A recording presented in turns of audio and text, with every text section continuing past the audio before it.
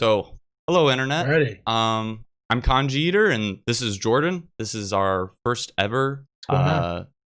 dual stream with for our new podcast, Deep Weeb Podcast. So this is really coming out of a place where Jordan and I were having conversations about just in general some things that really interest us, such as Japanese, which Jordan's been studying for 10 years. I've been studying for 6 years. So cumulatively 16 years of experience. It sounds pretty impressive when you say it like that. As well as Jordan is also into software engineering. I am too. We both have an interest in games. So there's quite a bit for us to talk about, quite a bit that we have in common. So that's kind of where this is coming from, is that we both have these similar a deep interest in Japanese and some parallel interests as well. And one of the things that I've kind of noticed in learning Japanese, and this one thing, trying to get really good at one thing, is that it actually turns out to your personal development through this actually turns out to be very important in parallel to whatever your deep pursuits are. So that's kind of what I wanted to talk about in the podcast today, and Jordan has been kind enough to join me for this fun first of many, hopefully. So yeah, please. So Jordan, you want to just say a few things about yourself first? Yeah. So yeah, I'm Jordan. Everyone, I've been learning Japanese for going on 10 years. All self-taught. Yeah, Kanji Eater reached out to me, and we had a lot of things in common, and we've been following each other on Twitter for a while, and we thought, hey, why not give this a shot and stream it and see, what knowledge we can put back out there. Yeah, exactly. It's like, hopefully from our combined experiences, people can at least see some of the bad things we've done, some of the good things we've done, and learn from that personal experience. So today's topic will be our personal introductions. So just kind of like as it pertains to our Japanese learning, and then also talking about morning routines. So that's been one of the things that I found to be like super helpful as far as like self-improvement goes, and it turns out to be very useful as well for learning a language or going deep with anything, is just actually scheduling the time. So we'll talk about some of the changes that I've made, and then also here for the first time, like what Jordan's doing as well. And then so this is the first of, like, as I mentioned, hopefully many things, because I've actually tried out quite a few things in the last 2 years, specifically from like exercising to like dopamine regulation. The weirdest one I've been on lately is cold training. Wow. So like there's a whole bunch of things that I would just like kind of like to bounce off somebody else and kind of have conversations about with on this. So that's those are some things hopefully we'll get to chat about in the future, and about how specifically they relate to whatever like you're trying to go deep on. So with that, let's see. Let's go ahead and introduce ourselves. So first off, as I mentioned, I've gone by Kanji Eater ever since I've been baptized into the AJAT faith. So I've been going with that for a while.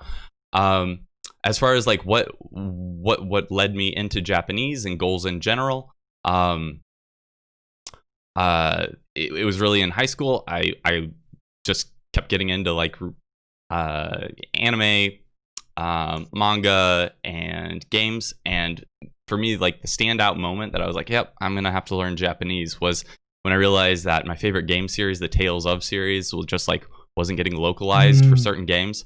So I was like, all right, I got to do something about this. So it wasn't for a while later until I actually got into it, but that was like the goal. It was always the fun things, like the content.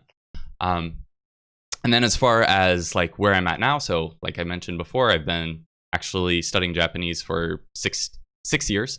I almost said 16, but that's our combined, not me. 6 years. And so I, along that journey, a lot of actually really useful things have happened for me. So I posted on Twitter actually recently that I finally hit 200 books.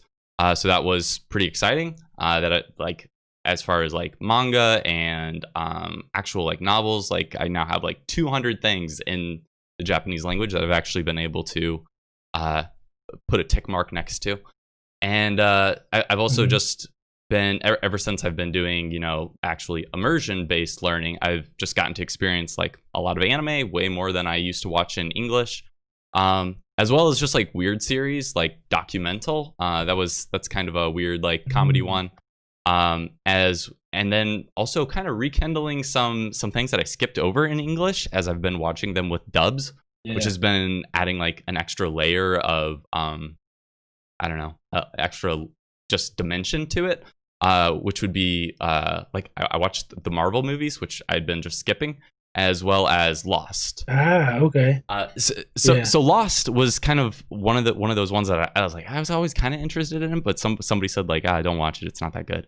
But I actually really liked it, and it has like a notoriously confusing plot, but I actually understood it. And I was like, oh, this is actually not only good, but I really liked it. So just experiencing content, right? As well as I've managed to play through a couple games, Breath of the Wild, Pokemon Sun and Moon,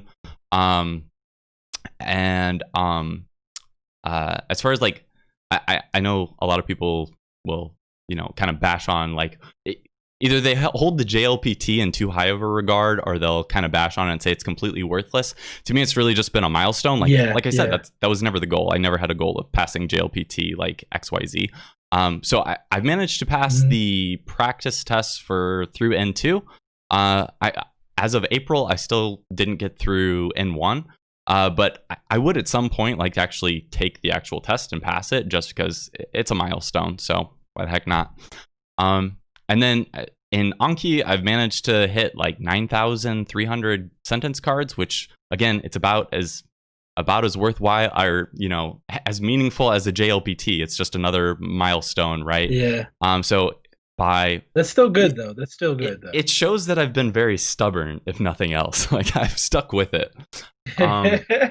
Because by I think by March of next year, I should be at like the magical 10,000 number, where apparently, you're just magically fluent and Nihongo Jozu. Nirvana, So, and then on top of that, there's actually been some cool business stuff that I've done. So I've managed to, I worked in Japan for 6 months at a Japanese company, that was related to the American company I'm at. And so introduced myself to 700 people twice, as well as, which that was kind of nerve wracking. And then did some deep, sounds like yeah, exactly. Did like 10, about a 10-minute technical presentation. So some really deep stuff. This was not to 700 people. This was to a team. And then as well as doing like an hour-long presentation as well, of just like, what my company in America is up to, that sort of things. So getting to do all of that over the course of 6 months, that was from like 2019 to until March. That was really cool thing that only really came about because I started studying Japanese and managed to talk to the right people, specifically about manga, actually. So, did you with that one? Did you reach out to that person, or that person just you guys kind of meshed, and then from there it was just like, oh hey, why don't you come work? Yeah, it was. I managed to talk to the right person and be very passionate about Japanese and learning manga, or reading manga, and they were like, that stuck with them. That was the CTO of my American company, and they said, hey, like, you want to go like do Japanese stuff in Japan, right? I was like, yeah, that sounds great. So that was actually a really long process, and I'll kind of talk about that more in the kind of like in-depth intro. But okay, so before, a couple things premature that I'm about to accomplish would be I've been reading novels in Japanese like an hour a day, and I finally almost finished. Well, I'm like halfway through the second book of Brave Story, which was a book that I wanted to read in like high school in English, and I was like trying to read through it, and I could never get through it. Got into it because there was a really good PSP game of the same name. I've played that. So it's kind of cool that finally, after all of these years, like I'm actually getting through some of the stuff that like I didn't even get through it in English. So there's something to be said for that. As well as I've started reading Gyakuten Saiban, the visual novel with some Let's Plays, and that's also been another like super rewarding thing. I haven't done any visual novels before, but that was a series that I really liked as well. So Jordan, how about yourself? Like what sort of what's your goal with Japanese, and like what have you accomplished? Oof. So I'd say my goal, well, I'm gonna start like do quick like from the beginning, but like so I started had an interest in Japanese probably since I was 5. And then the moment where I felt like, okay, I really want to learn Japanese is I think I was watching TV late at night and flicking. It was like, I think it was like Wow or Adelphia as a cable. And they had a Japanese channel. And on that channel was like Dragon Ball GT. And it showed up and it was all in Japanese. And I was like, oh my gosh, what is this? And so from that point on, I was like, oh, whoa, I have to learn this language. And so so started teaching myself in 2010, and this as far as accomplishments, I'd say so. I was able to test into. I studied abroad in 2014 in the summer, and I was able to test into a higher level Japanese class without taking any formal courses. And so that was pretty cool, because the one thing I was worried about was they were like, oh well, you've never taken any classes, and although you've done self-study, we're not too sure if you're up to snuff. And I was like, oh man, I really hope I don't want to be, so I did a little Skype interview, and then from there they're like, hey, yeah, we're gonna put you in this I think I was like the second highest class. I could have gotten into the higher class, but I think all my friends were in the second highest class, and I was like, oh, like I'd rather just stay here and hang out. And so I went with that one. And then yeah, other than that, other goals is just being able to play games that I've enjoyed when I was a kid. So like you said, some of the Tales series games, Final Fantasy. So Final Fantasy the remake, I played that strictly in Japanese. Nice. And that was like mind blowing. So that was a lot of fun. I can't wait for the next one. Unfortunately, I don't know Anki statistics, because I've had a love-hate relationship with Anki, and I've completely deleted things, or like had like 5,000 cards, and then like all of a sudden like woke up one morning and was like, I don't like any of these cards anymore, and I'm throwing them all away. And so I've done that more times than I can count. So I don't know where I would stand on that one. Yeah, but for a future topic, I think we said that's one of the things we should talk about, is just our relationship, because both of us probably have quite a history with this much time in Japanese and learning Anki. Yeah, and so I want to eventually. I was planning on taking the JLPT this year, but they canceled it in America. So I was like, well, I'm moving on from that. I was like, all right, well, now I want to enjoy most, what I can get out of. So Demon Slayer, that's what I've been really diving into recently. And so I think this is the first time I've read like the manga before the anime. Usually it's just like, oh, I'll just wait until the anime comes and watch it. This time I took it to the little deeper, and so it was kind of cool being able to like, oh, whoa, I'm ahead of the curve almost. And so, are you planning on going back and like watching the anime like now that you've read it again? And then because I've noticed if you read the manga first and then watch the anime of it, it's like, oh wow, it's like I understand all of this now. Versus if you watch the anime first, like with my abilities, like it's like if I watch the anime first, like I may or may not get it. Right. Yeah. So I'm definitely gonna go back and check that out. And then I want to take the JLPT, just like you said, as a milestone, just to get it done. And then I feel like I want to eventually use it for work. I have had they at my current employer, they stopped sending people to Japan like the year I got here. So if I do want to go, I was like, dang. So if I do want to go, they were like, yeah, you could probably just like, now that we're working remote, and once that travel ban lifts, it's like, yeah, if I wanted to go over there, I'm pretty sure they'd be like, sure, we don't really, care. You get the work done. So that's the good part about that. Yeah. So, yeah. Nice. All right. So I guess from here, I kind of like to talk a little bit more in depth about like what sort of stuff that we've actually done. So I figured I'd just kind of run through real quick, kind of the full list of all the different things that I tried, because I thought I was trying to like get into Japanese, and I think that'll give people kind of like a fundamental base of like where I was at, and then like feel free to do the same in a couple of minutes when I get done with this rant, because it is long. I gotta remember. Yeah. I tried. So I actually started learning Japanese in 2014. And it was classroom based. So it was like my last semester of college. I was about to graduate with my bachelor's of computer science from the University of Illinois. It's a pretty tough school as far as like computer science stuff goes. And it was actually a pretty rigorous Japanese class as well. Of the classes I took, it was pretty rough actually. And it was very different from anything that I'd done before. Like I had taken Spanish in high school, but had absolutely no interest in Spanish. So this was the first time that I was actually like experiencing the language with like my own motivation, right? The textbook that we were using in there was actually one that they wrote at the university called Nakama, and it was kind of like Genki. It's really expensive, and like no offense to my school, but it was not that good. Would not recommend it, even if you were trying to do textbook studies for some reason. But what about it was bad? So it was heavy on text as a beginner thing, low on pictures, so low on visual stuff.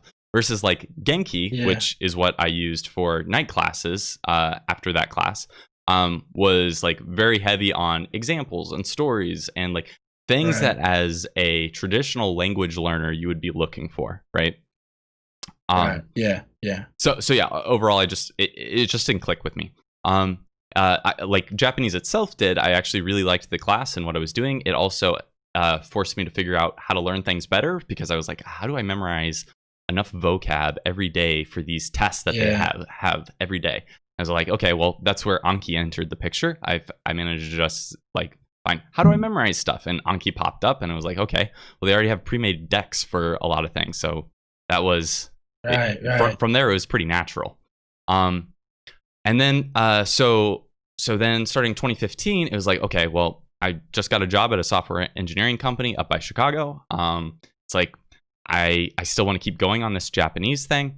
I hadn't started on Japanese earlier in high school because I thought I had too much other things going on, especially with like music and that sort of thing. Because I was big into guitar and that sort of thing. I wanted to go forward with music, and I knew that I couldn't balance out Japanese and music. It was like, okay, at some point though, I need to come back to Japanese, and that was where that last semester of 2014, when I actually had time, that I actually dove into it. Okay. So in 2015, that was when I started a job. I also started like an online study group and I just recruited people off Learn Japanese on Reddit. So a bunch of other beginners. Very much definition of the blind leading the blind. There was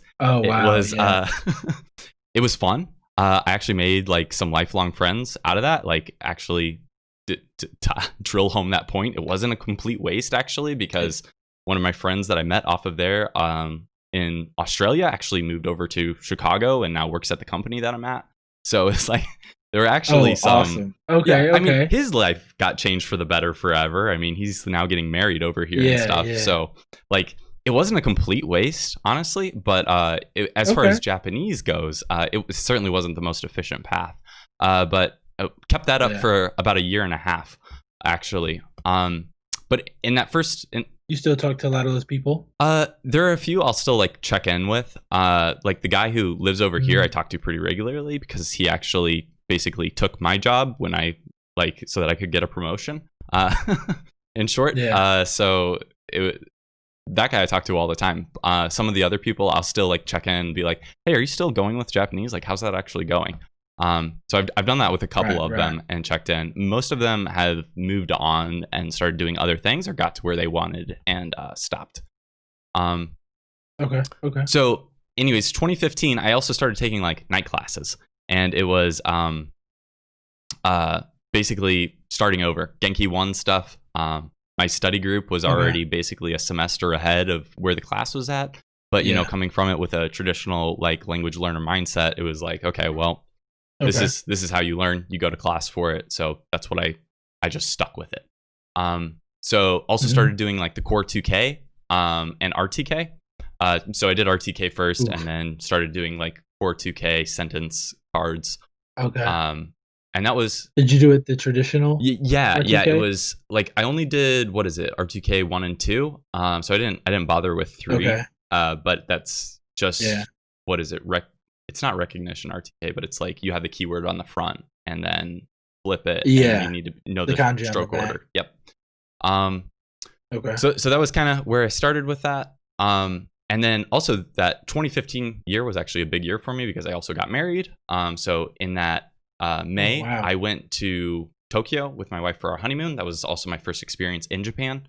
So with basically a semester's worth of Whoa. Japanese. And right before that, I had also been like just doing RTK, which was not a good choice.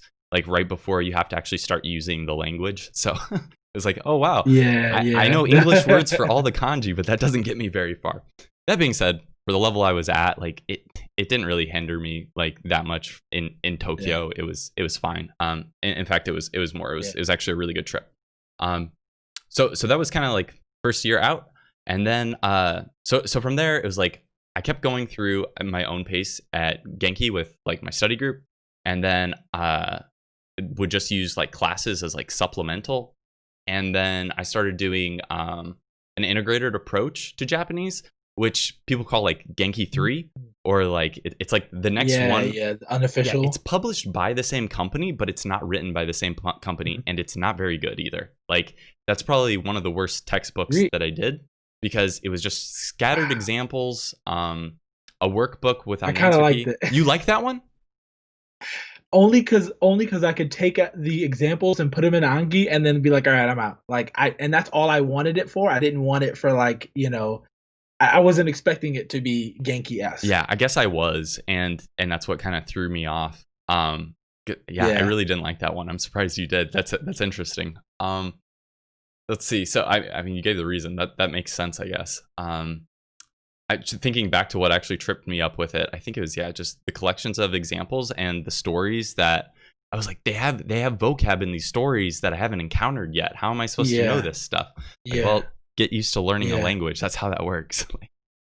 Right. Were you using this book in class or by yourself? It was by myself. So I think, I use it in class. So I think it was in 2016 that I actually picked up a italki tutor, and we just went through the book together. I'd like self-study, and then and it was from, and I kept that same italki tutor from like 2016 until like 2019 when I actually found like immersion-based approaches.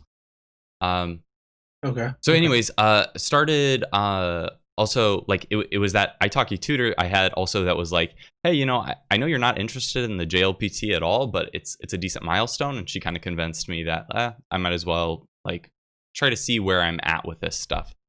Because I think at that point I was probably self-proclaiming that I was like N3 or N2, like with I don't know, a book of Genki under my belt essentially.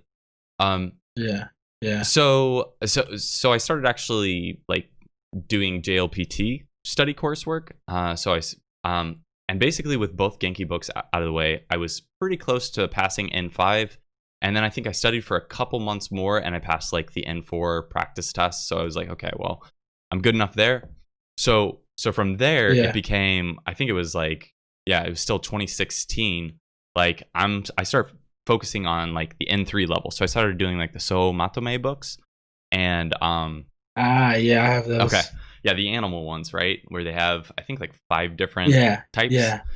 And started going through those. I also stopped doing Anki new cards because I was like, I really don't like doing Anki. I'm not even sure if this is working for me. Yeah. So I might as well just switch to something else. And so it was at that point that like I really was just focusing on textbooks and my italki lessons. The study group had started to kind of fade away. Everybody had kind of started already going into their own directions. Either that or they got tired of being corrected by beginners too many times, because that's a lot of times what those sessions would devolve into. But from there, it was like, okay, well, I actually managed to pass like an N3 JLPT practice test. So I was like, okay, well, it's time to start focusing on like N2 stuff. At this point, it's like I don't know, 1.5, 2 years in. It's like, okay, I feel like this is a good pace according to like r/learn Japanese, right? Is like that's Yeah, fine. yeah. Like I could probably still finish up in one in another year or so. That was my thinking up to that time. That was not the case. Okay. In fact, Into kicked my butt pretty hard.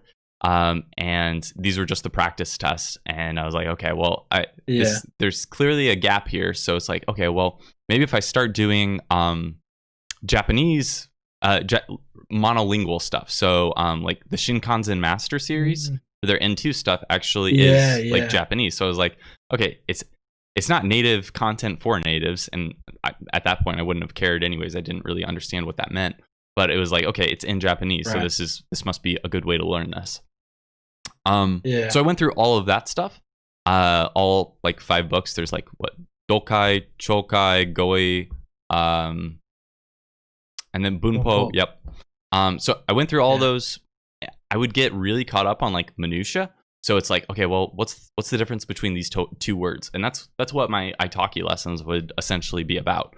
Those would always be in like all Okay. Japanese. Like with the beginner coursework and grammar stuff with Genki, you get like you're outputting right away, right? And you Yeah. have the fundamentals down actually, like for their very what's the word? Their very cookie cutter conversations are down like Yeah. to Yeah. a T. And so those are what I would use like all day with like the Italki lessons and stuff.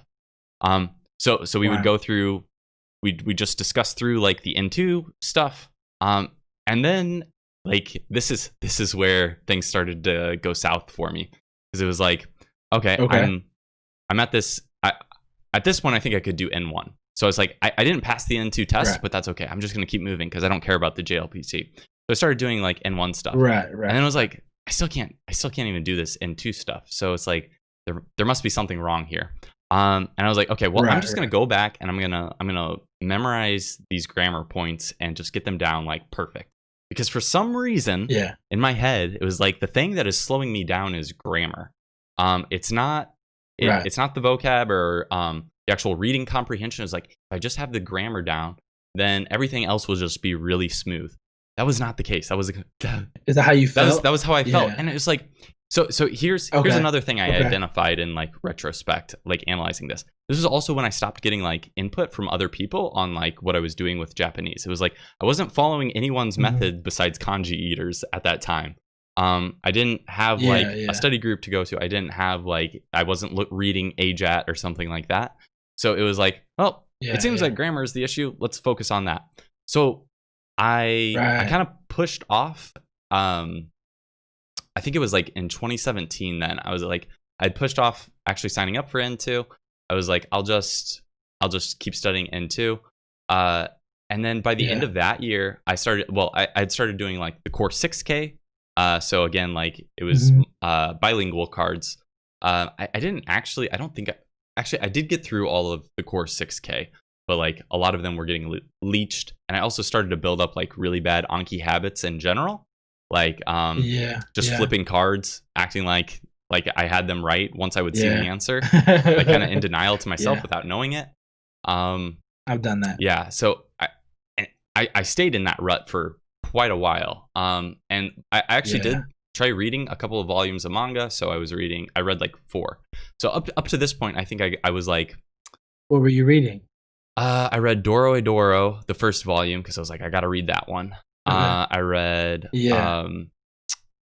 Jinmin, which is a like horror manga. If you see it, I'll post it on Twitter. It's pretty obscure, but it's like animals Okay. with human faces, and yeah, Oh, okay. I saw it in your book meter. Yeah. That's one of the. It looked kind of creepy, Yeah, it's but very it looks creepy. kind of cool at the Yeah, same time. it's very much like a B horror movie style thing, and that's I want to actually finish that one because I still haven't, but I don't have the last volume, and I've been pushing off buying it from Okay. Amazon JP. But anyways, so yeah, I started reading like a couple here and there, because I was like, I'm in 2, so I should be able to do this stuff, even though I still couldn't actually Right. get through even the basic stuff.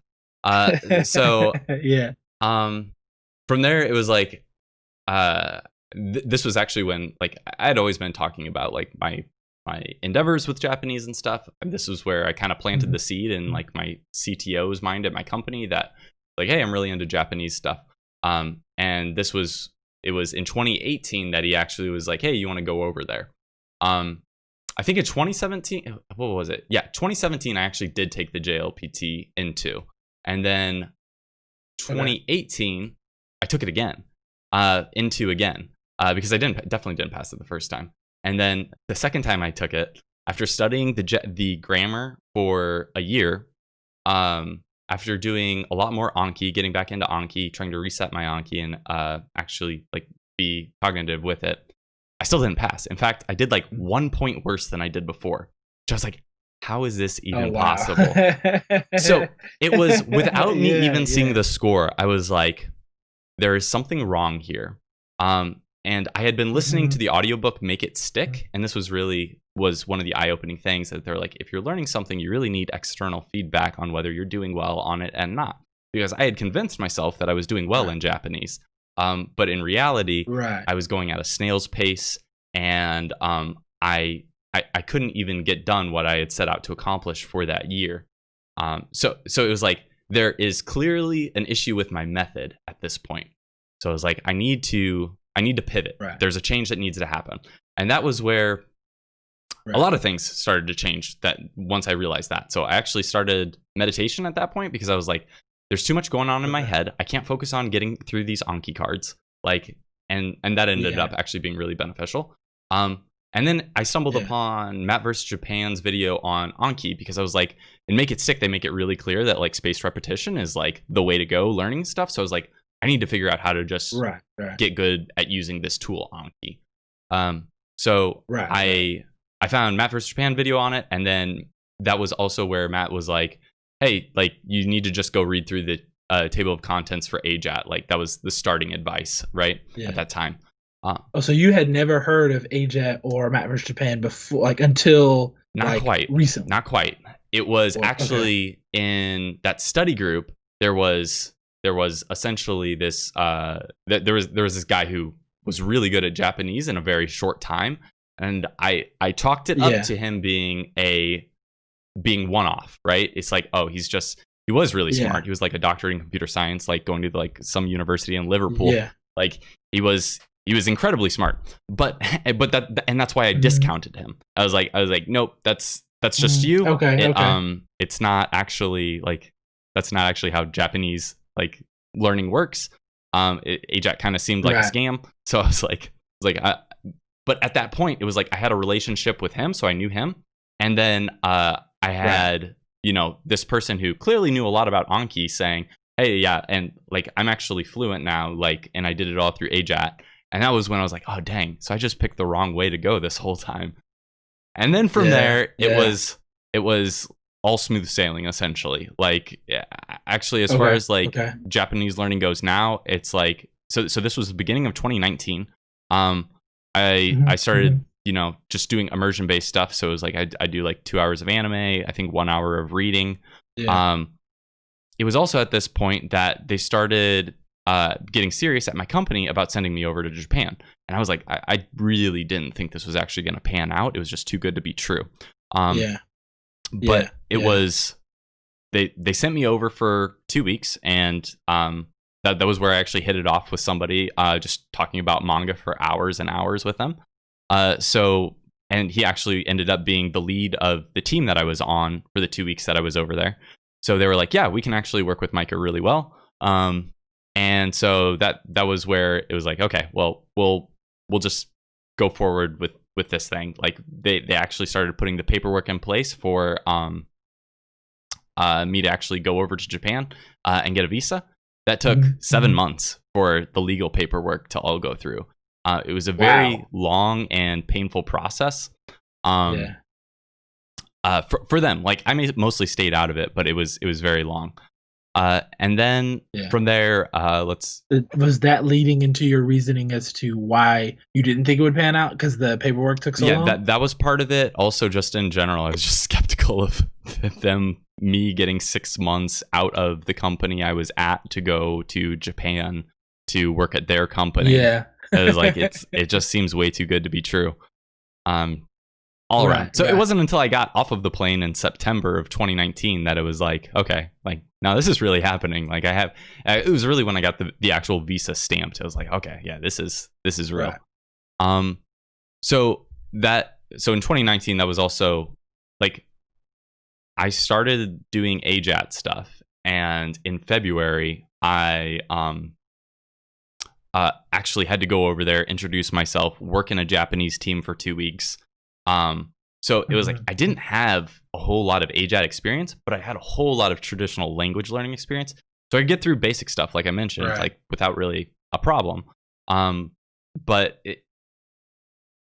it worked out, but I was definitely like, man, I got to really keep going on this immersion thing because I have a ways to go before I can actually like perform Gotcha. reasonably. So anyways, September, another 6 months of me like just immersing hardcore all the time as much as I could. I wasn't doing like any novel reading really at that point. The first novel I actually read was over in Japan in those first couple months I was there, because I was like, I really need to challenge myself with like some denser content than manga. Like manga is one of the reasons I'm learning Japanese, so that's not a bash on it. I want to keep reading it, but it was like maybe I could get better if I started doing things that were more difficult. And that's kind of still kind of kicking up a notch. Yeah, that's really still my mentality with where I'm at with Japanese. Anyways, so at this point, I do 6 months over there.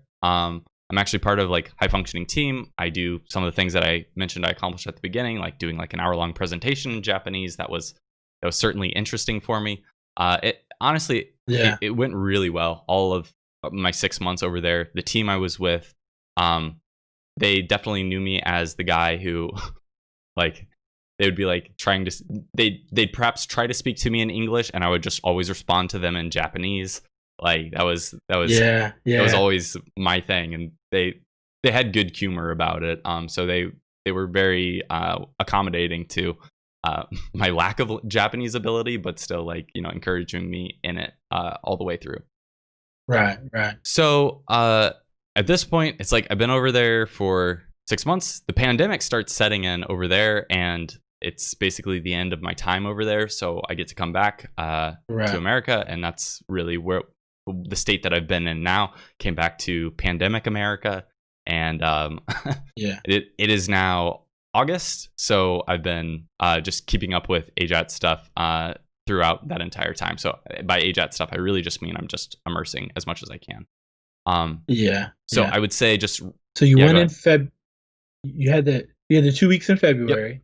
You came back, and then what was the time frame between when you went back for the second time for the 6 months? So the first time was in February, and then the actual 6 months was started in September and ended in March. Oh wow. So like prime, like, yo, we're shutting everything down in America. I timed it perfectly. Wow. Like I said, none of this process was actually my own choosing, like as far as how long it took. But if it would have been another month longer, I would have been working from home in Japan, which is not something that they did over there. So anyways, these days, I've started building in like actual time in my schedule for specifically like reading novels. I already had time built in for like in Japan I was doing I think like an hour and a half of reading, an hour and a half of anime, and over here it's, I mean, especially working from home, cutting out a commute, like I've been doing these days I'm doing, well, I'll get into it with the morning schedule, but a lot. I think I'm doing about 5 hours a day, so it's pretty intense, but it's really good. So I guess in closing, I would say like that's kind of where I'm at, and I would say, so I've been able to do a lot of things. There's still some gaps in what I'm actually like able to do. Specifically, like I don't have time built into my schedule right now where I'm listening to podcasts or audiobooks. So naturally, I'm not very good at those things yet. In general, anything with like listening comprehension is like still like watching anime, I usually will get everything that's going on for the most part, right? But like especially like strictly audio based mediums, it really shows how much I still have to go on like listening comprehension. I think that kind of makes sense with my Right. 4 years of like beginning experience, where it was like I wasn't really doing any actual Yeah. listening Yeah. comprehension. So still ways to go on that, but at this rate, I'm not really too worried about it, because I mean Mhm. I don't know if I mentioned it yet, but like I breezed through like the N2 practice stuff that I took before I left in 2019. So this was like before September. Okay. So, and then coming back, I was like, well, hopefully I can pass N1. Well, not quite. I'm still a little bit off on that. So I took that back in April, just practice test again. But it's like, okay, well, Yeah. as a milestone, there's still clearly more distance to go. And that's actually what spawned me to Right. start doing like building in reading into my daily activities as well. I mean, reading like novels, not just Yeah. manga like I had been before. So I'm hoping that will help close some of that distance there. Yeah. Yeah. So, yeah, Japanese super worth it so far. It's been an interesting experience. How about yourself, Yeah. Jordan? That went way longer than I expected, Okay. but what can you fill us in on? So I started, like I said, it was like I was really young when I really started learning about the Japanese. So I was 5, and so a classmate, she was Japanese, and her mom, was Japanese, and so she would come in and teach us about different foods and Japanese, and so that was like my first, like, oh wow, this is my first intro into it. And fast forward to about, I'd say, senior year of high school, a friend of mine, he also was into Japanese and started teaching himself hiragana, and so I was like, oh whoa, like that was the first time I like visually saw what it looked like, and I was like, oh whoa, this is harder than I thought it was going to be. And so then from there, went to college, and I was like, okay, I went for computer programming as well. So I'm in Ohio, so I stayed in Ohio, Portsmouth, Ohio, and from there I wanted to take classes. That was like my goal, but I realized that they didn't have classes at my school, at my university. It was like It's hard to German, find Japanese Spanish, and classes. Yeah, I bet. yeah, Especially in yeah. Ohio. Like, And oh yeah, and I just assumed they had it because it was like, oh, like software engineering, I associated that with like Japanese and coding and things like that. And so I was like, oh, they probably have it, and they didn't. And I thought, well, all my friends are gonna leave me behind, and I never was particularly good at languages, even in the beginning. Like I took Spanish 7th through junior year, and so I was just like, I, would get C's and B's and whatnot, but I was never really like, oh man, I felt like I was good if someone were to ask me something in Spanish, or, I never was like, oh yeah, this is easy. And I think so, Spanish was my only C as well, which is so yeah, ironic, right? yeah, yeah. I was like, oh, I don't get it. I don't understand it. So it wasn't until that year, also in junior year, that was where I got the idea of like, my professor was like, "Hey, like, are you enjoying Spanish?" Because I had a really hard conversation with him. I was like, I don't think I like Spanish anymore. I don't know what this is." And he's like, "Well, you're not having fun in it." And I was like, "Having fun in Spanish? What are you talking about? Like, what do you mean?" And so that was very foreign to me. And I started like, oh, like watching cartoons in Spanish, like Pokemon, like in Spanish. And I was like, oh, huh, this is actually like fun. I'm enjoying this. And so I was like, all right, and then fast forward to college, I was like, okay, senior year or high school, freshman year of college, I was like, I don't want to get left behind. So let me figure out how to start teaching myself. So I started with, I think it was like Japanese for busy people. Oh And yeah, it I was did like, that one oh, it too. was like, yeah, I started like, slowly writing things down. And then I realized, I was like, oh, well, this only has kana, and it doesn't really have any kanji, I don't believe. And I'm like, oh, Hmm. okay, well, that's not going to help me. I want to be able to read. So I stopped that, and then I started looking up stuff, and then it was like that's when I found AJAT Hmm. in about 2010. And so I was like, oh, what? He taught himself Japanese 18 months, and he's into like software engineering and stuff. And so I was like, whoa, this sounds kind of like me. So I read more in depth and jumped into it from then on. And so started with hiragana, katakana. And so there was a site in the past called, I don't know if you ever heard of it. It's called iknow.jp. I don't know why I know that. Are they the 2K people? They made like the core That's series. Yes, I believe so. And then Yeah. people used to like, I think somebody converted it to an Anki format, Yep. and so Okay. I used that. That helped me a lot with Hiragana and Kanekan. I also like wrote it down. Mhm. I had a friend that was all And he would do too. Yeah. I would. yeah, yeah. Yeah. Um, so tried with that and kind of got somewhere with it, but also at the same time I was like, I don't didn't really click, I didn't really like it. So I took, I don't know, I probably took at least like 12 months to finish RTK because it was like I would Oof. stop and start. Yeah, I would stop and start and stop and start. And I was in, freshman in college and trying to have fun and have a normal life as well. And Yeah. so, eventually, somehow, some way, I made it through. And so from there, I was like, all right, cool.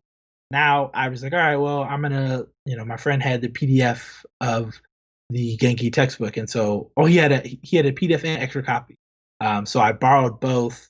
I ran through Genki. I also did some Taikim through that and got through that. Got through the first book. Got through the second book. I did it like maybe I want to say a chapter a day, Hmm. but it was like again, it was on and off because some days I would be great and some days I would be terrible. And it was like really only during the summertime is when I like really would hunker down with Japanese because during the year it was just like classes were too much or I was doing too much with school to try to Yep. focus full time on Japanese. And so fast forward, I'd say until 2014, I was like, okay, I've been studying for 4 years or so. I'm somewhat decent at Japanese. Let me try and study abroad. I've always wanted to study abroad and work there, but like my university didn't really. Most of my classes were only offered once a semester, so it was like, well, I can't necessarily, take another year to just go to Japan and have to redo a whole year. So I Mhm. went in the summertime. I went to Beppu, Japan. It's in Kyushu, so it's Oita Ken is where it's located, and it's like from Fukuoka. Oita's like 2 hours by car. Yeah. Yeah. um. Oh, did you have a question? I'm sorry. No. I was pointing to the map behind me. Sorry, that was a little Oh, ambiguous. yeah. There's actually that Kyushu and then Oita. I actually just went there as well. Like that was the last week I spent in Japan. Yeah, Beppu was pretty Yeah. awesome. Oh, I love the onsens are amazing. I love it. I love it. Um. So I did that.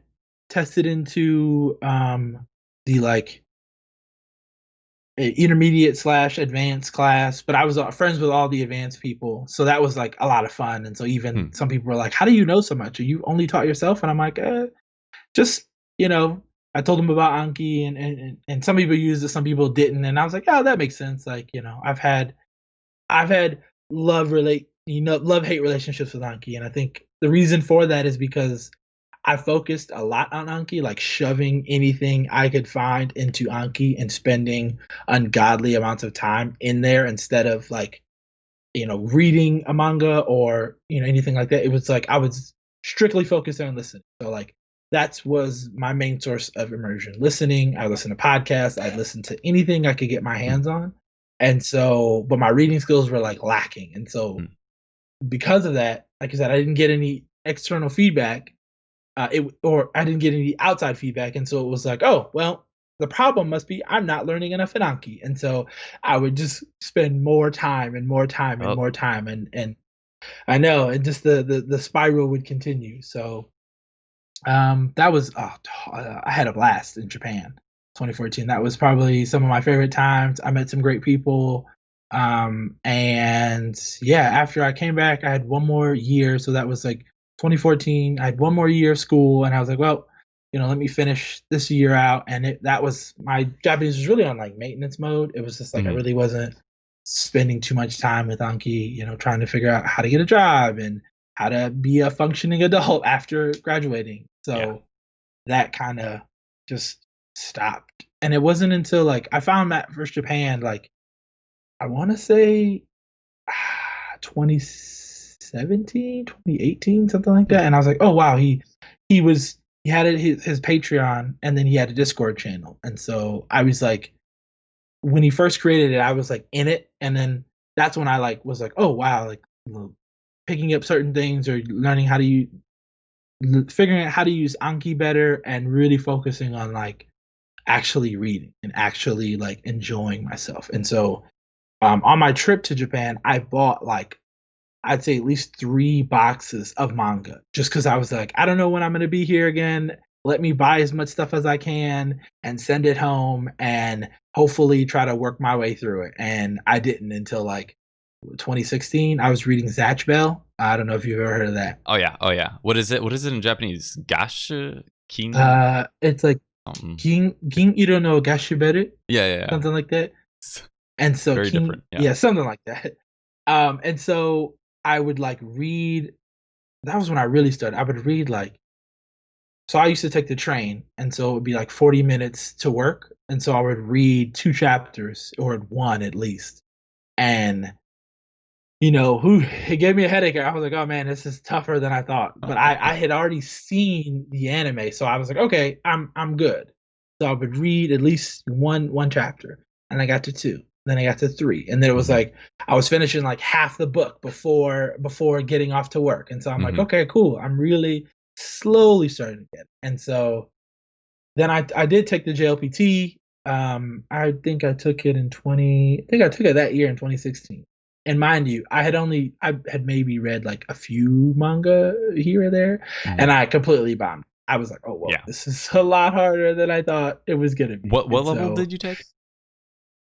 The N2. N2. Okay. Yeah. Well, same here. Yeah, yep.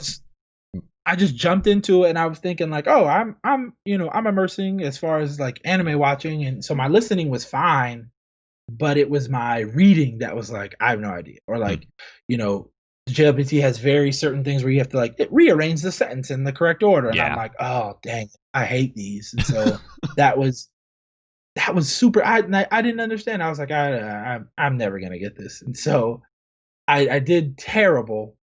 And then I was like, okay, clearly, I think Matt vs. Japan made a video and talked about like reading, and he's like, yo, if you're not reading, like, what are you doing? And I'm like, oh, well, that sounds like me.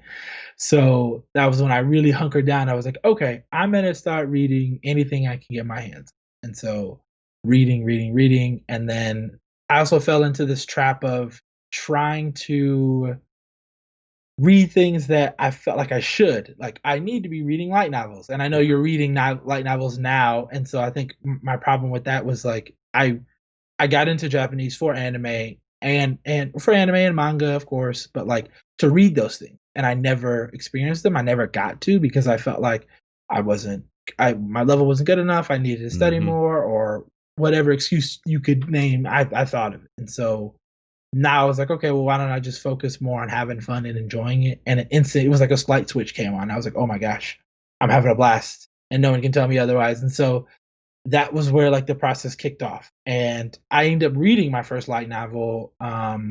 I read Rising of the Shield Hero, the first light novel. And so I know you feel some type of way about it. In general, like light novels almost they all seem to have this like isekai trope, right? And it's like, oh man, I'm over that. So like I would love to start reading things that are not light novels. So I have a couple things that are definitely not going to a different worlds type of story. So I'm looking forward to reading that. But Brave Story actually is like isekai still. So it's like, oh dang, I got to get through this one at least. But yeah.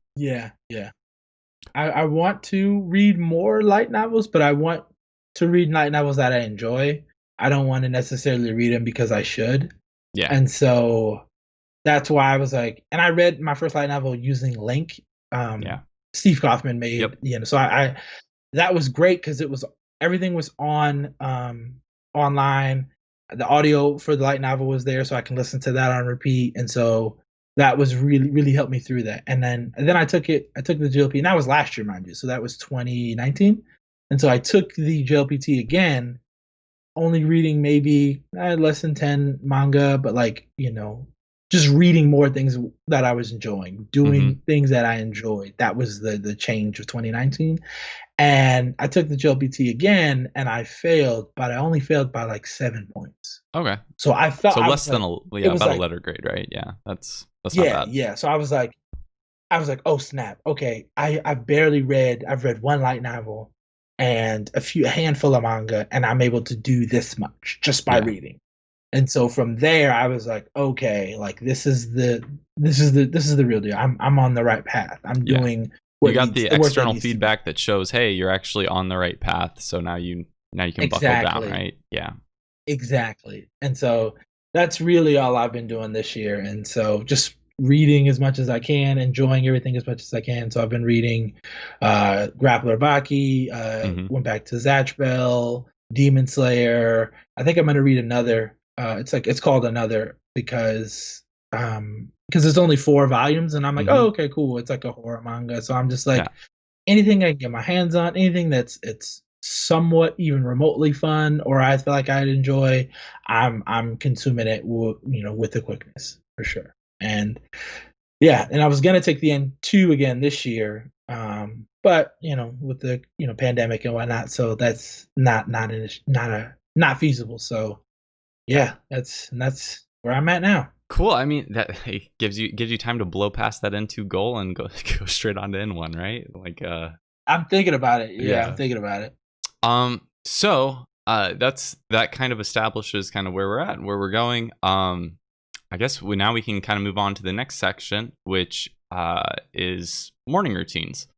So I wanted to Oh, bring this one up because when I look at things that have impacted my what I'm trying to focus on, I think this was one of the most influential things.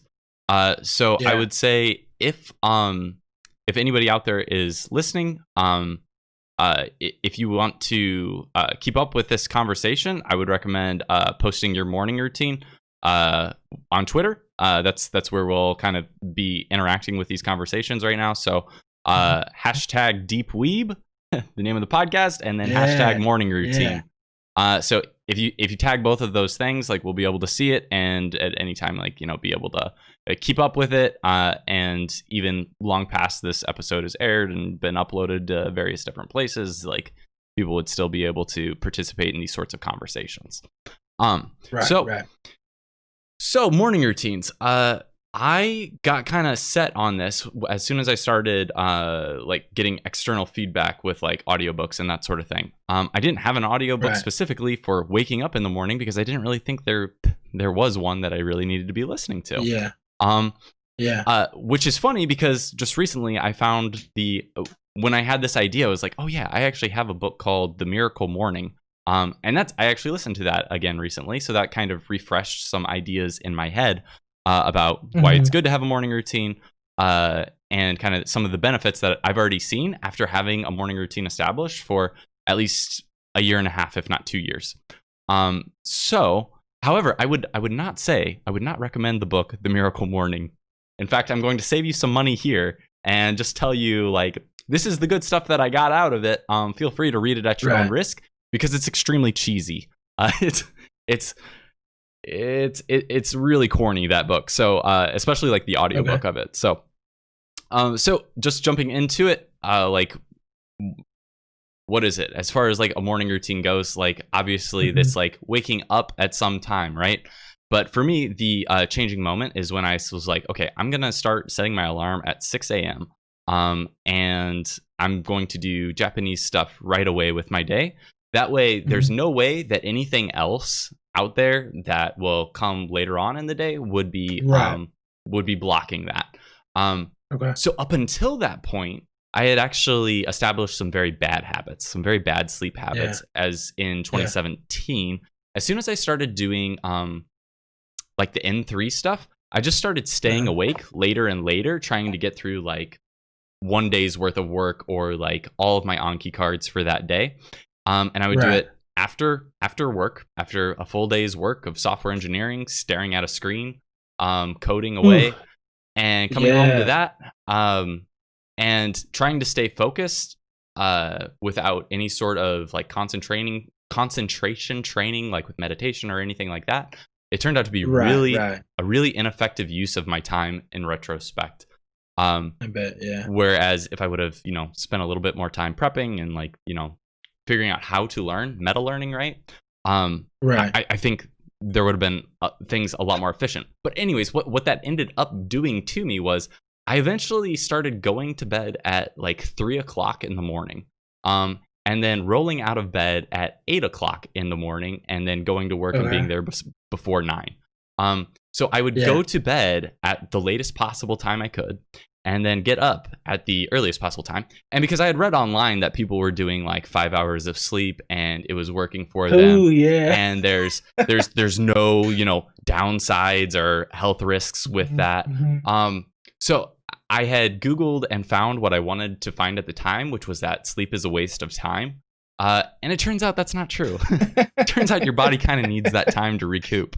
I even started, eventually it was like, okay, well, I can't have coherent conversations without like you know what I mean? It was like I'd be talking and just lose, like I couldn't do something like this, like where I'm actually trying to maintain like one train of thought. Even though even now with a full day's rest, I'm probably still wander a bit too much. But at that time, I definitely was just like all over the place. Like my brain wasn't capable of like healing every night like it should have been able to. So it showed in various ways. And then I started doing stuff like, okay, well, after I come home, I'll just nap for an hour or two. And then that will make me fresh again, and then I can get back into the Japanese stuff. So yeah, so then what happened is, okay, so I get 5 hours of sleep. I hate waking up, and then I get 2 hours of sleep when I get home, and it feels like I'm waking up again. My least favorite part of the day, I'm doing twice. What am I doing with my life?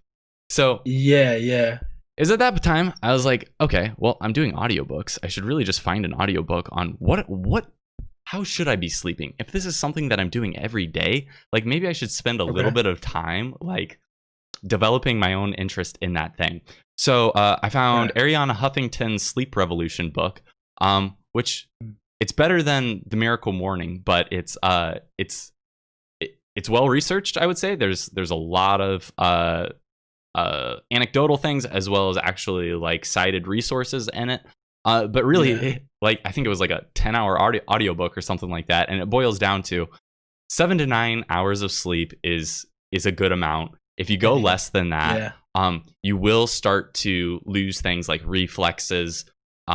There's dangers as far as like operating motorized vehicles. I posted some of this on Twitter recently because I was refreshing my memory on some of these things. And it's like, okay, well, the more sleep you get is actually like the better to an extent. Like I would say probably like still under 10 hours is good for me. And really I've been doing it at about 8.5 hours. Okay.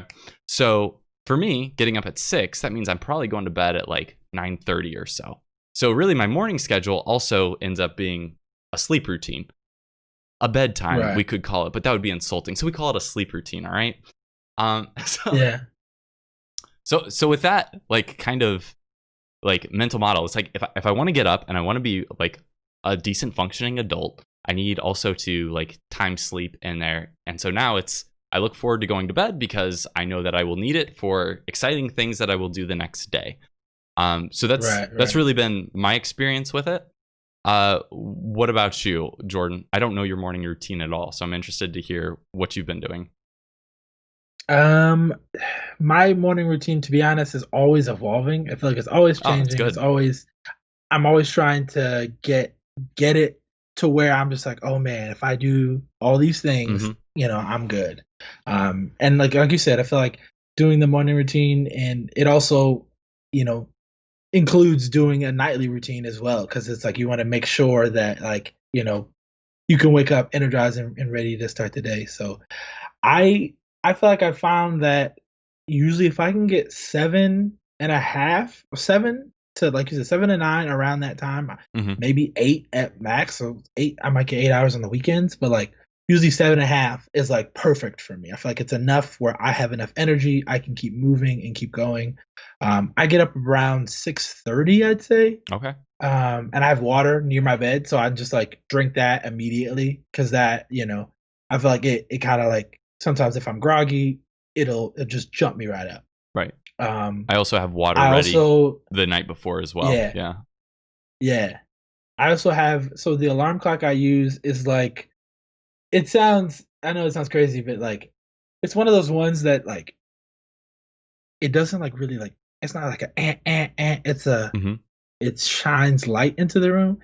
So it starts like if I'm getting up at 6:30, it'll start at 6 and it'll slowly as time goes on get brighter and brighter and brighter. So by the time 6:30 comes up, I'm either up by the time because I've noticed the light Mm-hmm. or like I'm not like waking up like immediately. It's not as jarring as you would think. That sounds really nice. Actually, one thing on that I tried as well. So I can't do the lights anymore. I used to do that in my room Yeah. as well, but my wife wasn't having it. So Yeah. Yeah. so I had to cancel that idea. But what I was doing and what did work was setting a heater on a timer actually. So I had like Mm, if this then that is like a website that you can like time like smart home things. So I had like a little outlet that at like what was it, like 5:30 it would come on, and then your body is like based on like temperature, like what your sleep cycles right. are, because of like sun being Yeah. up and sun being down. So like you Right. naturally want to be cooler during the evening, and then as the day starts to go on, like warm up. So along those lines of like a gradual waking up thing in the winter, that works really Right. well as like a heater. But yeah, please Yeah. continue. Yeah. So from there, I get up. I try to do some journaling. I'm big into journaling and Hmm. whatnot, just because like I feel like at night and in the morning, well, you typically at night mostly, but it's like my mind I feel like is racing at a million miles an hour. So Same. I also try to meditate as well. So it's like I when I get up, I try to let the alarm clock wake me up. I make my bed, I drink my water, and then I'll try to like journal or write something, whatever's on my mind currently. It's just like, I slept shitty, or oh, I had a great day yesterday, or whatever, or things I need to get done. Hmm. And then from there, I start the Anki process, or not Anki process. I start the Japanese process, and so I will start reading at least for I'd say a half hour or an hour, I'd say, in the morning at least. I also make tea, so I'm not big into teas, but like peppermint tea, I don't know what it is. Peppermint tea and a teaspoon or tablespoon of honey. Yeah. I'm in the zone. I'm reading. I have some nice relaxing music, and I can read for like an hour. And then as the hour finishes, I'll maybe write down some words that I don't know whatever I'm reading, and then I'll add those words in the Anki. But I have that Hmm. I only do the adding words to Anki for like 10, 20 minutes. And whatever I add is Yeah. whatever I add. And then from then Hmm. I'm just like, all right, cool. Let me study as much as I can as far as like finishing my Anki reviews, learning new cards, and then moving on. Hmm. And I love it because it's like I immediately start reading in the morning. And Hmm. so it's just like it's fun. It's introducing things that I want to do. Hmm. Before I would do my Anki reviews in the beginning of the day, like same routine, just do them first. But like I would get wrapped up in Anki, and then I wouldn't want to do them, and then but Hmm. I feel like switching it has helped me because one, I typically am sometimes will see the words that I'm learning or that I put in Anki, and then I feel like it reinforces it. So then when I learn it in Anki or see it again in Anki, it just kind of like again solidifies that knowledge even more. So I thought, okay, why don't I start trying to get a more organic SRS, so reading more, seeing characters more, and things like that. So, and then from there, shower. Oh no, yeah, yeah, yeah. No, I can't remember. I've been jumping around between like Experimenting. Yeah. showering first, yeah, so showering first and then studying, or studying and then showering first. So Hmm. I haven't found the perfect or like what I like better. It depends on Hmm. my mood, and so, and That's then from it. there, just breakfast. Yeah. Yeah, that's interesting that you two did are doing the tea thing as well. Because I for a while there, like I was like, oh, that sounds really good, like drinking some tea and like reading some manga or something. Uh, and I started Right. drinking like green tea, and it turns out green tea has Uh-huh. like, at least to me, it has a lot of caffeine. And so, like Yeah. as someone who doesn't drink Same. coffee or something, I was like I am shaky. I don't know what this is. And it's like, oh, it's Yeah, okay. yeah. So I actually cut tea out. It's also interesting that you're doing journaling as well, because that's one of those things that like I heard like in like the Miracle Morning and some other resources Yeah. that people really find that to be useful. But I don't do that myself. So I would ask, Yeah. if you're starting your day with the journaling and like it's kind of whatever's on your mind, does that not make your mind Mhm. like kind of race to all the things that your brain just like subconsciously cleared overnight for you? I would say no, really, because it's like I don't know, because it's just like getting it off. So Okay. like I got the idea from like Tim Ferriss. I don't know if you've heard of him. Yeah. Yeah, so he talks about like, the monkey mind where it's just like you take like your mind is racing, you whatever you're thinking and put it on paper. Hmm. And I feel like I've realized that my mind is not as racy or as running around as much as I think it is, because once I have it on paper, I either one or like write it immediately or write it, or and then after a while I'm just like, oh, okay. The thoughts kind of like slowly start to like dissipate, and I try not to go too long as well. Hmm. So if I get up, I will put the pot of tea on, or put the water on the stove, and by the time that it takes for the water to start boiling, and then I steep it for like 4 minutes. I set a timer for that as well. By that time, I've written all the things I've wanted to write. So that's maybe like probably less than 10. So it's just like writing as much as I can, how I'm feeling, and then like I try to wrap it up where it's just like, okay, what am I grateful for? Because it's Yeah. like bringing me. It's like, okay, I woke up this morning, I have my own spot, I whatever, and then I Hmm. try to think of like, okay, what are 3 things that I need to get done or that I can get done today?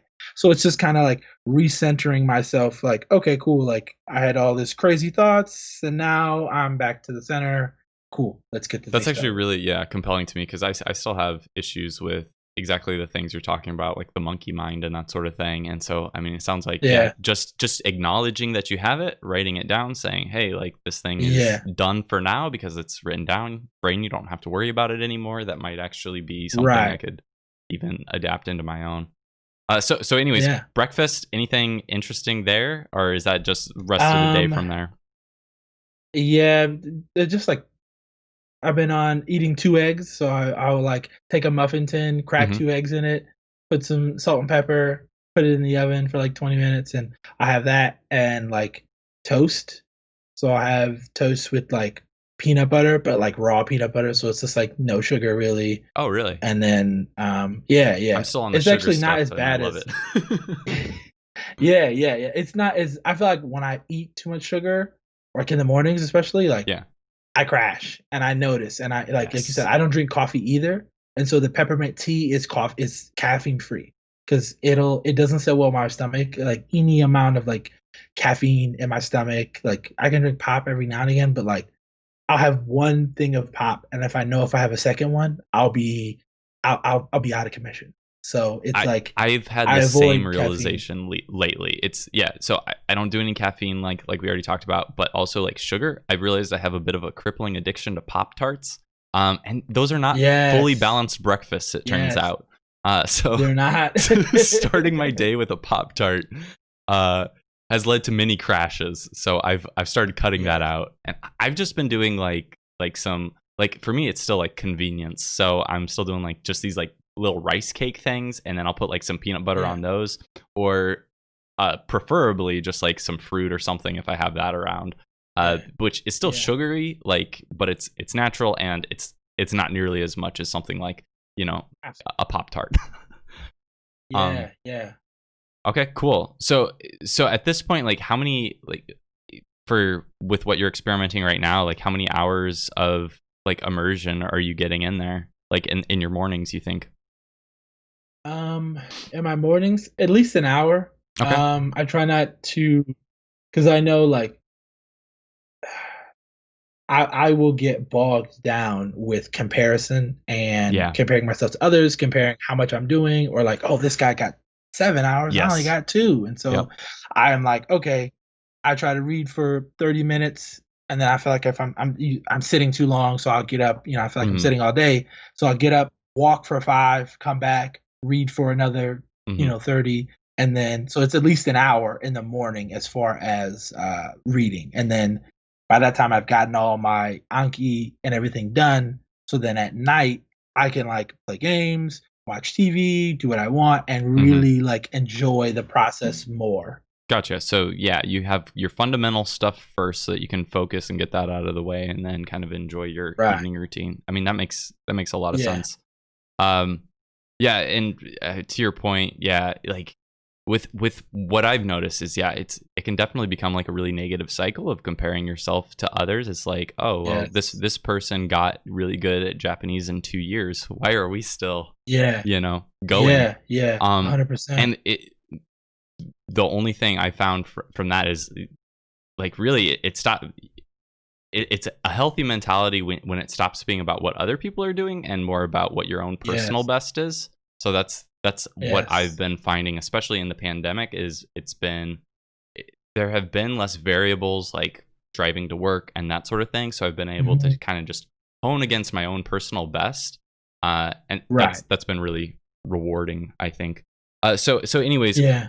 immersing like one hour probably in the morning, and then as much as you want in the evening. Do you have any sense for that? Like how much time you're getting to spend in Japanese? Mm, at least I'd say at least an hour to 2 hours. I will, because after work, like I need a break, so I try Yeah. to, work out. So swimming. I'm not trying to stay away from the gyms, but at least I feel like in the pool is fine. Hmm. Come back, do my own, whether it be learning something new for game design or playing video games in Japanese. So at least an hour to 2 hours. How about yourself? Okay. So my morning starts off with like Anki. Yeah. So first off, like I said, about last 2 years, I actually had a consistent schedule, and I didn't really change anything in it. Which is why when you said that you're experimenting and changing things, I was like, oh, that's good, because like that was one of the things that I realized is like it's good to get consistent about something, but you Right. also just need like targeted like micro experiments, right? Like once you have the habit Yeah. established, like don't change too much too fast, but once you have something established, don't be afraid to like start to tweak the optimizations, right? Because you don't want to get like Absolutely. stagnant with it. So that's Yeah. that's what I found. Anyways, so like 6 a.m. I was getting up and Anki for the first hour. Then I would try to do An hour.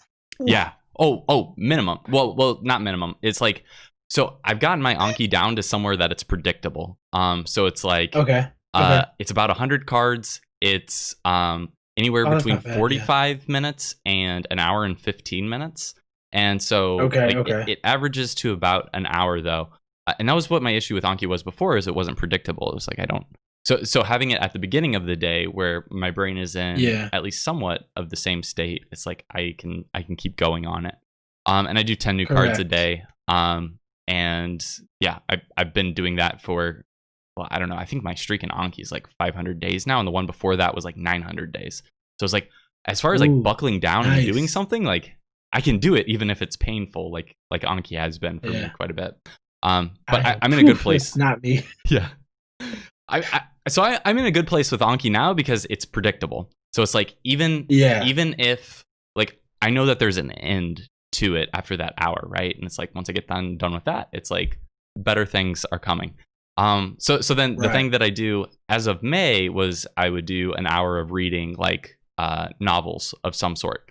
Um, Okay. so some sort of dense like written things without pictures. I also Yeah. like tend right now, like I'm actually reading paperback books, so I'm not Yeah. actually writing stuff down in them. I'm just immersing it, Ah, taking whatever I can. I think that's the that first was time my I've next actually question. done that, so it's been a good experience to be like, oh, like Mhm. I actually could do this. Like I don't always have to be like addicted to the dictionary, you know what I mean? Mhm. um Yeah. Yeah. so then uh from there, my normal schedule would be doing like a minimum like 20-minute like a hit workout or something like that. Mhm. um Mhm. and then doing like 20-minute shower, and then like 20-minute meditation around those things. So there's some variability and flexibility in there. But that was Right. like my basic schedule. And then in the evenings it would be like well, I right now I've been doing like 1 hour of like like some sort of anime or J drama during lunch, and then an hour at least during the evening, and then I will do maybe like a game, more manga, something like that, something fun later. Yeah. And then like on the weekends, like I actually keep my schedule the exact same on the weekends. It's just when I would be working, I'm instead doing stuff like reading manga. So like that's where I get a lot of reading in. Nice. But that was until like 2 weeks ago when I was like, okay, I need to start. I need to step it up. So I was like, okay, let's try this out. I actually bumped it back to so I was going to bed at like around 9:30. So that's about 8.5 hours. I found any less than that, and eventually I will need to go to bed earlier to feel like catching up with my sleep, so that I feel like fully energized. So that's really what I think I need. To not feel tired in the next day. That's been something consistent. Is I can actually tell now the difference between 7 hours of sleep and 8 hours. So now I bumped it back to 5. So now I'm getting up at 5 a.m. and with that extra hour in the morning, it's actually been. So at first I was like, I don't know if I can stick with this or not. But that extra hour of being fresh, and before I like have to before my mind has to go and think about work things or something like that, I have the additional like concentration power to do more Japanese. So that's what I've been doing. That's where I actually started fitting in like visual novels and reading through Let's Plays of like Phoenix Wright series. So that because I have that to look forward to, it's actually made it easy to not only get up at 5 a.m., but it seems like the harder thing for me is going to bed by like 8:30, which is pretty darn early. But I was going to say, are you a night owl, or are you more of like it seems like you're more of like an early bird gets the worm kind of guy. So or think about where I came from on this. I was going to bed at 3:30 every night and getting up at 8. Fair.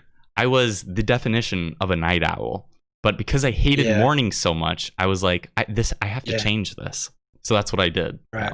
And now I'm agreed. That's why I did the little switch in the morning as well, because it was like I can be like, oh, I'm gonna get to read X. Sweet, I can't wait. So, and then in the evening, so about 2. I probably do like 1 or 2 hours of immersion. So now it's like before 9 a.m. before like I really need to start working most days. Like I've already got 2 hours of immersion done and 1 hour of Anki. So it's like, ooh, that's a good feeling. That's a good feeling to know that like no matter what's coming in the day, is like I already got that box checked for Japanese. So I'm able to just keep getting better and better at it because of this schedule. So that's where I'm at with it. Do you do anything in particular? Because I've tried this, I'm like, this sound like that. Your setup sounds ideal because it's like, like being able to get up. I don't have to be to work until maybe 8:30, 9:30 if I'm pushing it.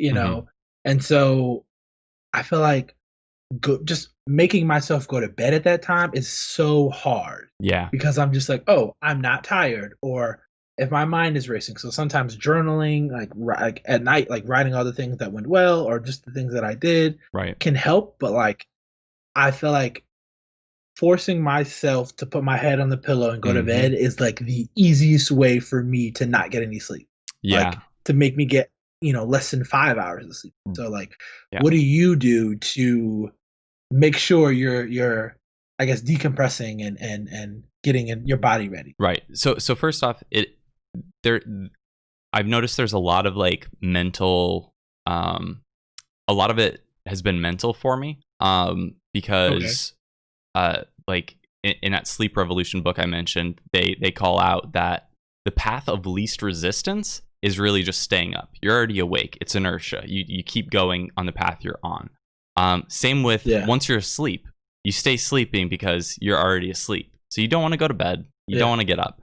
So recognizing that this is like a hard thing to do, it's not the easy path. Like that's one of the things that I just cognitively recognize, like from the get-go. Okay. I will say once I actually had my sleep schedule down and like consistent, going to bed at 9:30, while it was much earlier than 3:30, that still felt kind of, it didn't feel awful. Like I was going to bed at like 10, and I could probably like I started bumping it back a couple days because I started feeling tired. So I'd make sure, like, first off, I wouldn't nap during the day if I wanted to go to bed early that night. Yes. And that also, agreed. I would gauge it off of what I felt in the morning. So I would tell myself, okay, well, you're going to have to go to bed earlier tonight because you are really tired this morning. So when you're getting up, if you're tired, like just recognize that and be like, okay, well, then what time am I going to have to go to bed to feel better tomorrow? That was another thing. Yeah. Now, all that being said, that was with me doing that consistently for over a year. Changing my sleep to 5, I experienced this all over again, and I had forgotten about it. Yeah. So, going to bed at like 8:30, it was like I would just be staying up. I wouldn't even get good sleep, and that's why I was like, okay, well, maybe this isn't working. Getting up at 5 for some reason, but it's the same schedule. It was just shifted back an hour. So I also recognized, okay, this is just like a timing thing. Like my body's just getting used to that. And it has. So like in this last week, I think in that Miracle Morning book, they recommend like doing this for 30 days and seeing if you can do it. So like if you can do something like this, like there are different stages, right? That first couple days is like, I wouldn't even say it's pleasant. And then after that, it's like, it's not as hard. It's not as hard, but you know you can do it. And then from there, it's like you're solidifying the habit for like that last 10 days and the 30 days. So, so it's like if you can just kind of have that mentality. Also, consistency. So like if you keep shaking it up, or for me, I don't do like weekends anymore. Like I used to like just sleep into like noon on the weekend, right? But it's like, why? Like I want to get up and I want to do things. I don't want to spend my time sleeping. Like I want to do these fun things. So I actually cut out weekends, and now I get up at the same time every day because every day's like the day I want it to be, right? And that's why that Miracle Morning book ends up sounding so cheesy, is because they keep saying things like that. Like I made it the day I wanted it to be. But anyways, it's true. It's true. So that's tough. Yeah, go ahead. Yeah, I so my typically Monday through Friday, I'm getting up at 6:30, like no questions asked. Yeah. But when Saturday and Sunday roll around, it's not like I won't sleep into noon. But what I will do is like this is my desk currently here, and it's in my room. And so like what's nice is like when I wake up is what I do immediately. I feel like that has worked for me. So it's just like I can't even sleep past like really like 8 o'clock anymore. Like maybe 7:50 is when I get up, like on my own, like naturally. Right. And so on the weekends I'll get up around that time. So if it's like today, I got up at 8 o'clock. That's just like my body woke up, got up, had my tea, did some Japanese, cool. And so it's just like, even though I got to sleep in, or even, you know what I mean? So it's like, that's what I've found has worked. Or like if my friends, or if we're hanging out with if I'm hanging out with some other friends, I might not leave their house until like 2 a.m. So it's just like, oh, well, I left his house at 2. There's no way I'm getting up at 6:30. So it's like, so it's like, that's something that, I don't know. I try to be consistent as far as like, okay, maybe consistent with like what I'm doing in the morning, but like maybe like waking up at certain times, I still like allow that, because and sleeping in is great. Yep. Like on Saturday, I got like 8 hours and 10 minutes of sleep, so I'm like, okay, perfect. So I guess first off, I would say yes. As far as like if I stay out like somewhere or something comes up and I can't go to bed at 8:30, like yeah, I might not get up as early. Okay. And that's one of the things that like going to bed at 9:30, like I typically wasn't out like that late unless there was like a concert or something going on. So it's like I'm not like a real big going out and doing stuff. So I could see missing out on certain experiences. But at the same time, if you're coming to bed at like 1 a.m., I would probably still like try to like say, okay, how much sleep do I actually need, and make sure that I get that much still for the next day. Exactly. Or you hit the reset button and you go to bed. You purposely exhaust yourself, right? Like you go to bed at 1, you get up at 6, and then you will easily go to sleep early at like 8 p.m. that night or something like that, because you're not going to let yourself sleep. I'll also throw in there, as far as like me getting up in the morning, I kind of had like, I couldn't, like, having the alarm next to my bed, like my phone didn't work for me. I would turn it off in my sleep. Yeah. So I have my alarm across the room that forces me to get up. Fear of that alarm staying on too long and waking my wife up, make sure that I stay up. So it's like, all right, gotta make sure this actually stays off. And then like, I've told myself enough times, like, it's not worth it to go crawl back into bed. So I just don't do it. So that was the other thing that was always kind of hindering me, is with a schedule, is just, I don't want to do it. So making that decision in the moment in the morning was always a mistake. Yeah. So from here, I would say there's a couple of like positive things, like on the how that you can try. I found, I think I might have already mentioned this, like, if you can't track it, you can't get better at it. So that's another thing you can try, is like tracking your habit. The book Atomic Habits, have you read that one? I think I've heard of it. It's newer. I forget what his name is. James Clear, I think, maybe. I don't know. Okay. I'm not for sure, but it's a newer book. If you don't have any experience being consistent with things, like, it's something worth checking out, probably. At least for as far as motivation goes.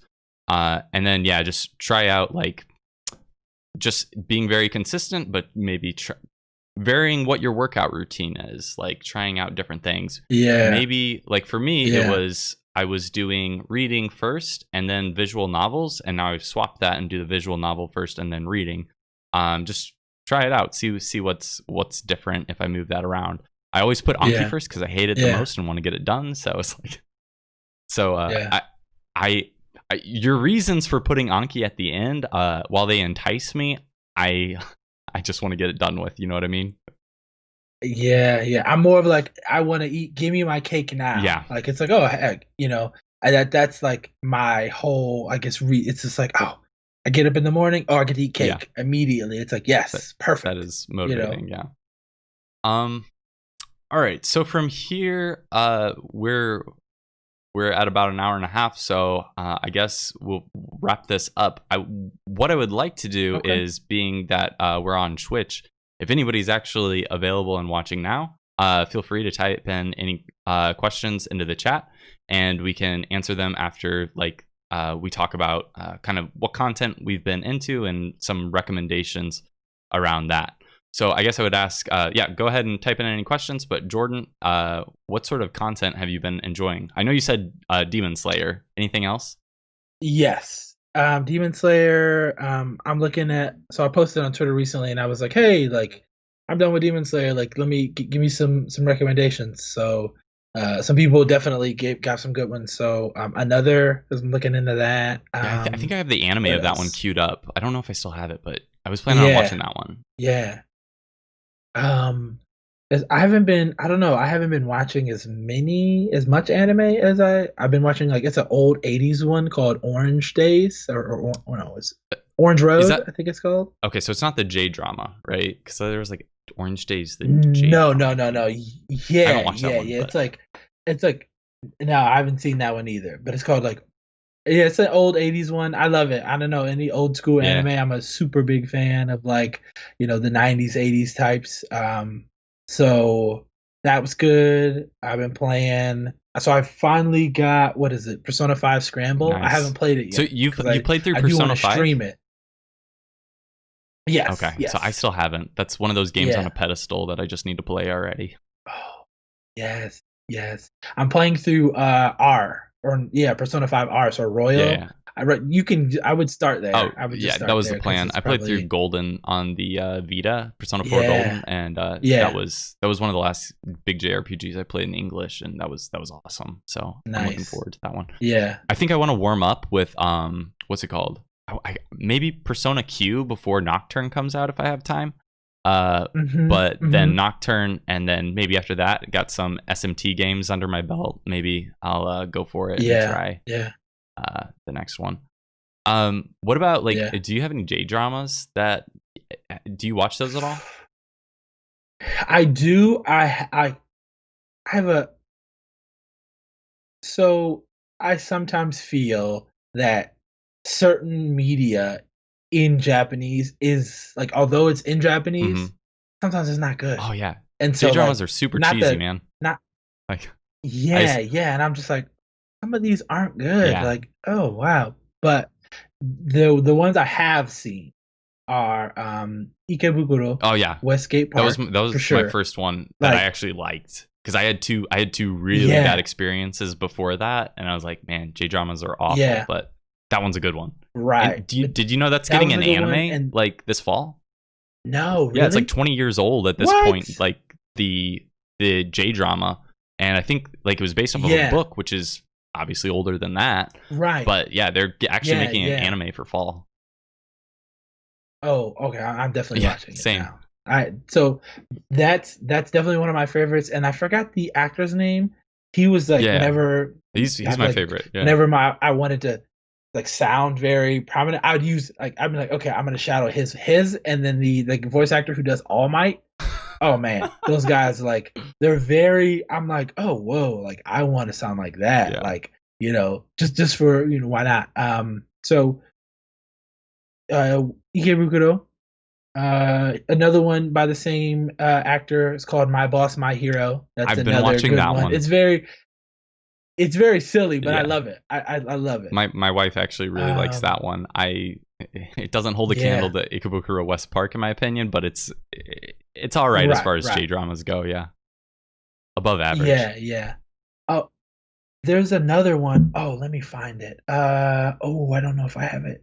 I forgot what it was called, but it was basically along the lines of this guy becomes a lawyer and he is trying to like get revenge on the person who end up like killing his brother. Hmm.